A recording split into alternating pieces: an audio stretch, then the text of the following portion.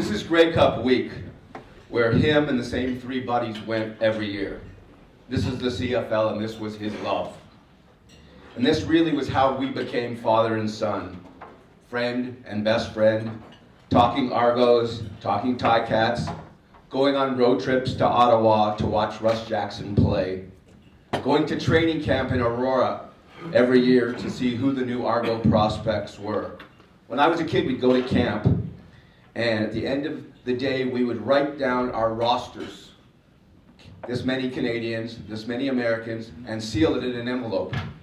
And at the end, on cutdown day, we'd open up the envelope to see who was closer to actually having the right roster, and most years he was. I stand here today in front of family and friends and colleagues.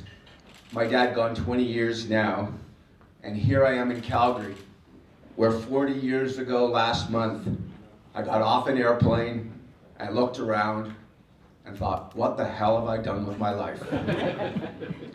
My dad wanted me to work in women's clothing. That was his business. You can still do it.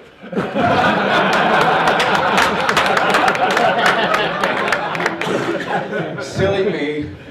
I wanted to be a sports writer. I walked into the Calgary Herald office in 1979, and the first person I met was Alan Mackey. We worked together for 6 years. He's the best football writer I've ever worked with, the best football reporter I've ever worked with. And when I got the unexpected call from the Hall of Fame telling me I'd been voted in, a call I never expected, frankly, I later learned that I was nominated for this by Al, who isn't able to be here today for physical reasons. And I wish I could thank him in person, but I'll do so publicly here. This means so much to me, and it means so much because it started with Al.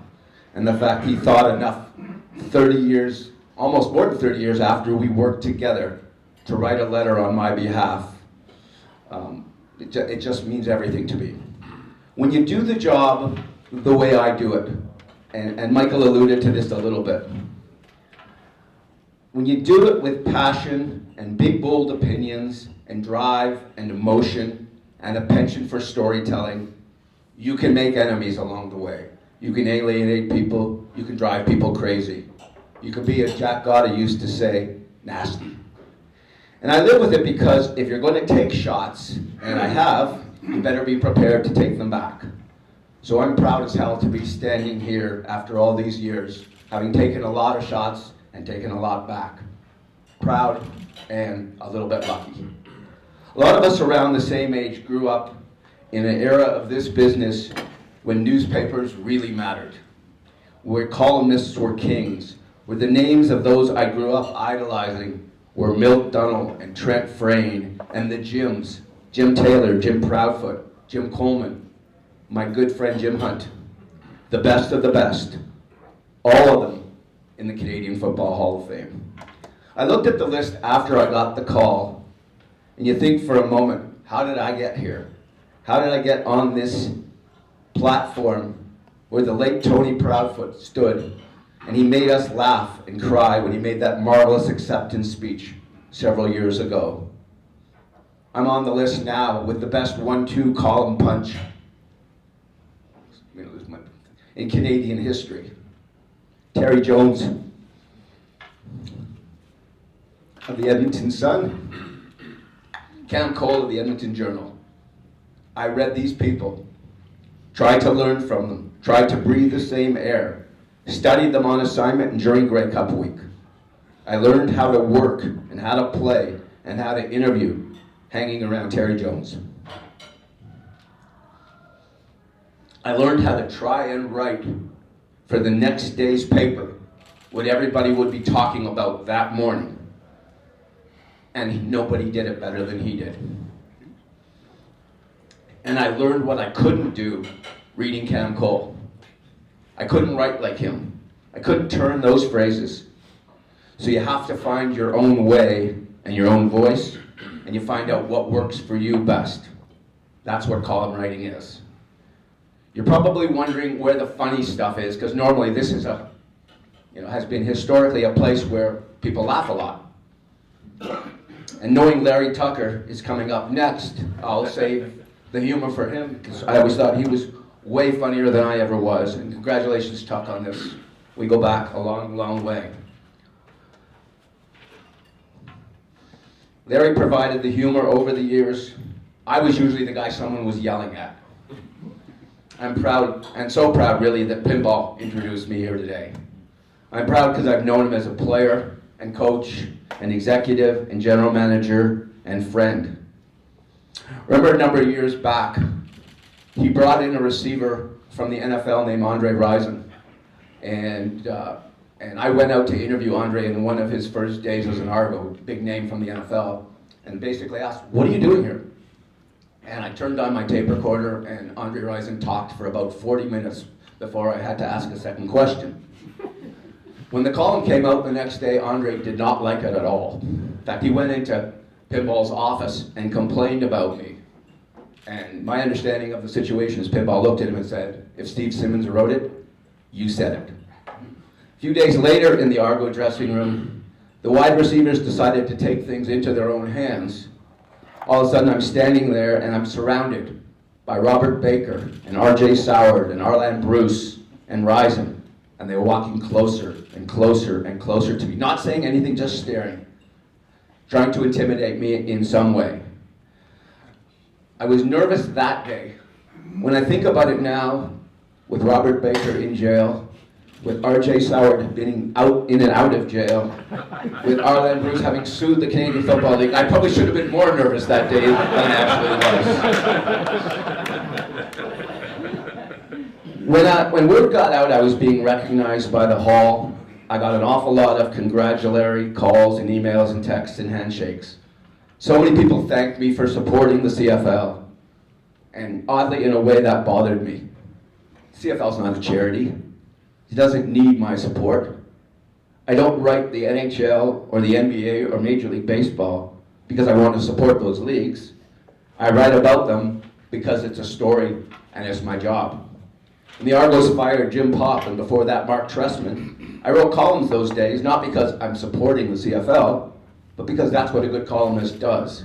He brings perspective and analysis to the news of the day. So I wrote about Rocket Ismail back in the day, coming to Toronto, and Bruce McDowell and Wayne Gretzky and John Candy owning the Argos, and about John Matthews, maybe the most interesting character I've come across in Canadian Football League history. I didn't do any of that to support the league.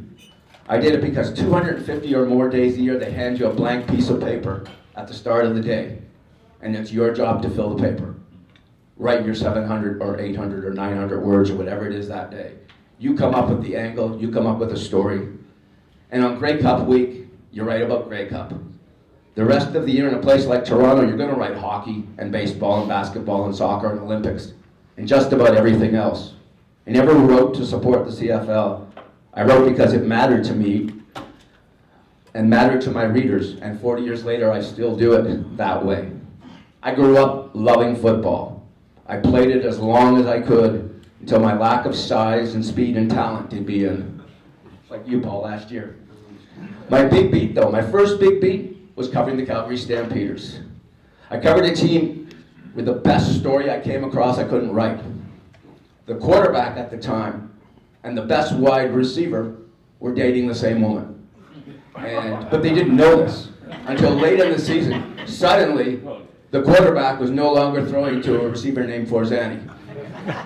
We had to figure out, why did you stop throwing to the best receiver on the team? And we did a little digging and you found out that the quarterback just found out that his girlfriend is playing two sides of the street.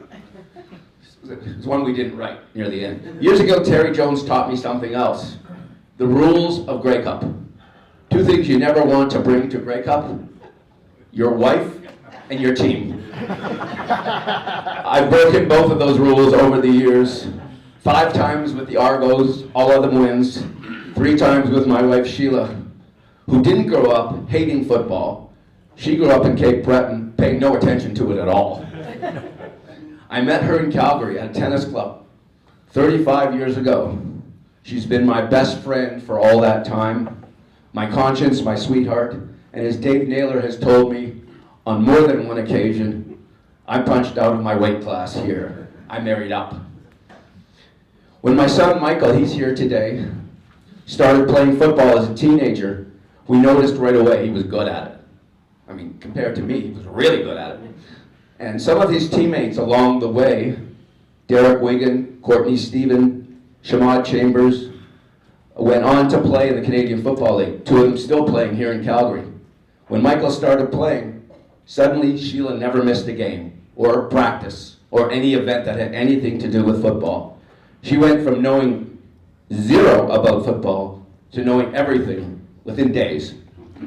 And she became a football mom. Enough of a football mom, she tried to start a high school program at Michael's high school where she didn't have a team. She wound up raising $30,000 and getting everything done, and in the end, unfortunately, the principal wouldn't go for it. But Sheila went from, she's part of our football family. I'm happy Michael's here today. I'm really proud that he's here. His whole life has revolved around media and football. He works CFL broadcasts for TSN.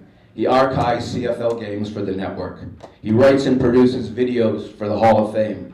And unlike his dad, he was fast and talented, and he played the way I write, with intensity and verb, and always hard-hitting. We love watching him play, and we're so proud that he's here with us on this important day.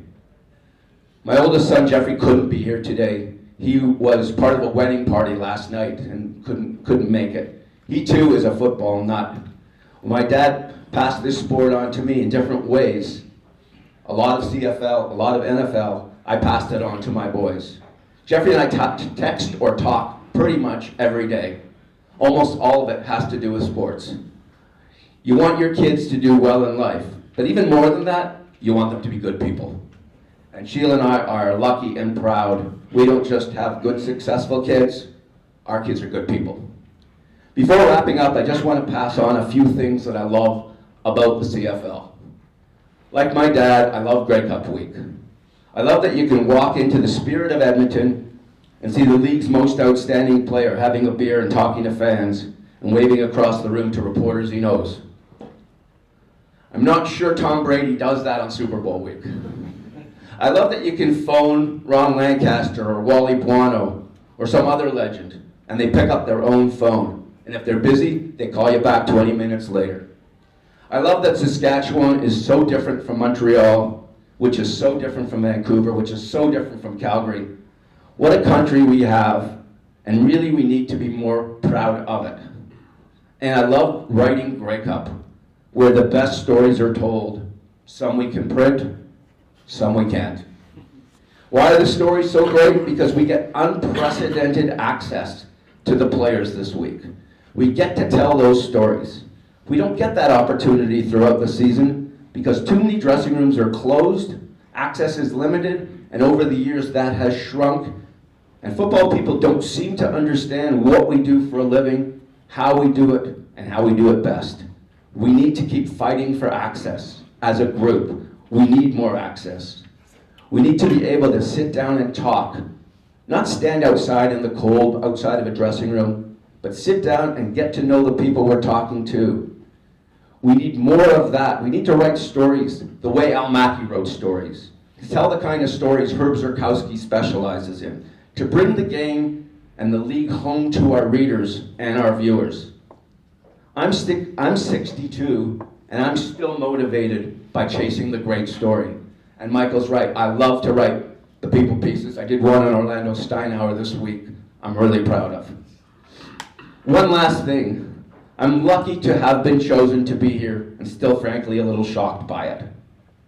But I'd like to recommend one selection to the future for the FRC. Aside from our friends at TSN who do so much for the league, the MVP of newspaper coverage in this country is Toronto Sun sports editor Bill Pearce, who's also the Post Media sports editor. Basically the sports editor of every English paper in this country other than the Winnipeg Free Press. You may not know the name Bill Pearce, but the Toronto Star has stopped covering the CFL. The Globe and Mail covers it sparingly. Pearce makes sure there's newspaper coverage every day in 2 Vancouver papers, 2 Calgary papers, 2 Edmonton papers, 2 papers in Toronto, the Montreal Gazette, the Ottawa Citizen, that's all him. Last Monday, after the Eastern and Western Finals, we had 11 pages of CFL coverage. That happens because of Bill Pierce. He's not here today. He's normally at Grey Cup, but he couldn't be here this week. He's most deserving, and hopefully in the future, he will be recognized. Once again, thanks for this. This really is one of the proudest days of my professional life. And I know my dad is with me. I always feel that. I love all of you here today. I love this business. Love you, Dad.